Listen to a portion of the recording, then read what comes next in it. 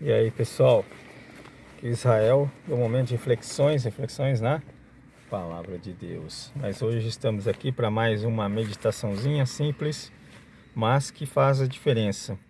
Na correria do tempo, dos dias, a gente acaba ficando tão atarefado que esquece desses momentos. Não esquece, mas fica difícil, né?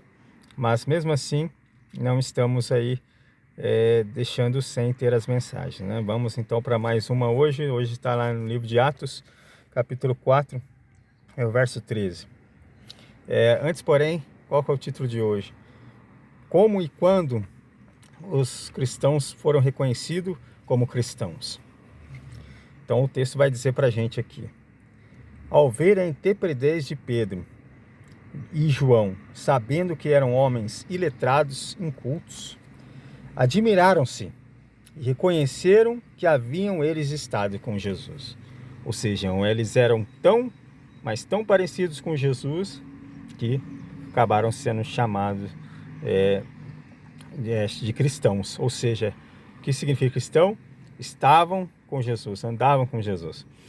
E não foi bem assim antes a história da vida deles, né?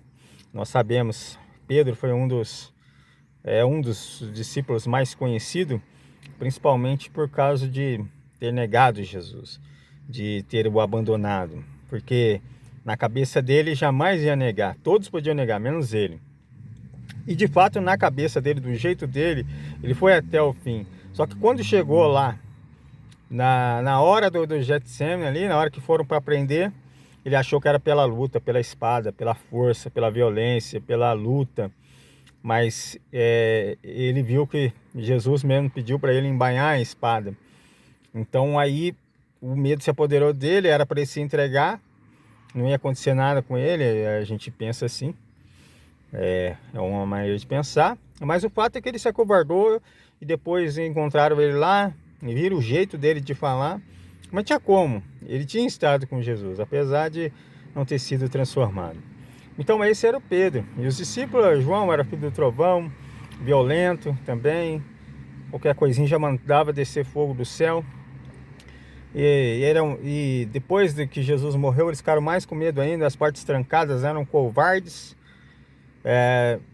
enfim, eram terríveis, eram homens assim, e iletrados, praticamente analfabetos, homens simples de trabalho árduo, duro, Pedro na pesca e por aí vai. Mas o fato é que algo diferente aconteceu. Primeiro, aqui o contexto aqui é o Pentecostes, o tecido do Espírito Santo, mas também eles não claro, o principal é esse, mas também o fato deles verem a Escritura se cumprir. Cristo morreu, então foi a grande decepção. Eles ficaram totalmente decepcionados, e as esperanças praticamente esgotadas. Mas quando Jesus ressuscita e parece com ele, come com eles e fala e cita as Escrituras, a decepção lá também daqueles que estavam em Emaús, e Jesus explica que convinha. E aí então a ficha cai, aí não tem como. Aí eles recebem o Espírito Santo e agora eles passam a ter coragem. A coragem como nunca. Antes eles eram ameaçados, acovardados, fugiam. Agora eles eram ameaçados, eram intimidados, eram proibidos de pregar. Aí que parece que virava energia, virava vitamina, virava força, virava poder.